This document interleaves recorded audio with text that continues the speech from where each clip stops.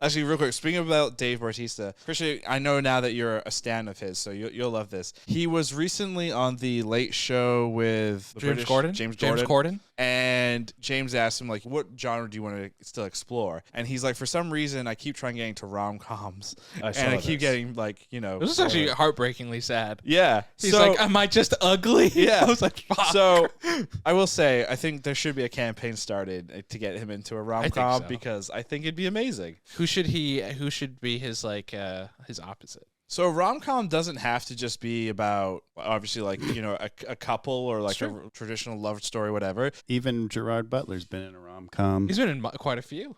What if Gerard Butler and Dave Bautista did a rom-com together and they fall for each other? I would pay so much money to watch that.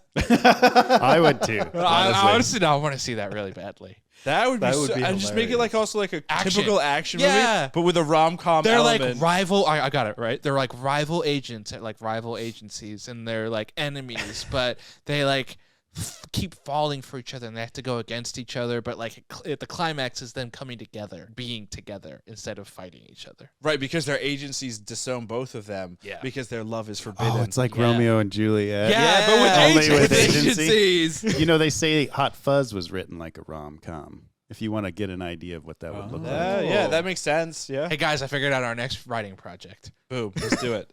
Who's gonna be? The final credits is that song Genghis Khan, but it's with Gerard Butler and Dave Bautista doing the dance number.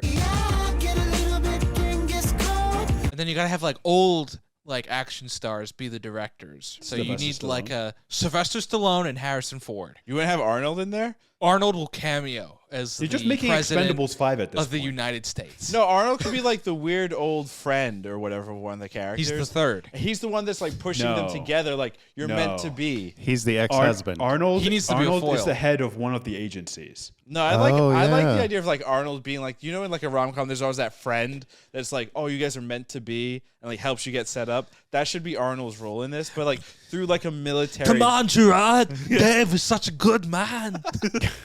Get down. Go down again. Oh, down the guns.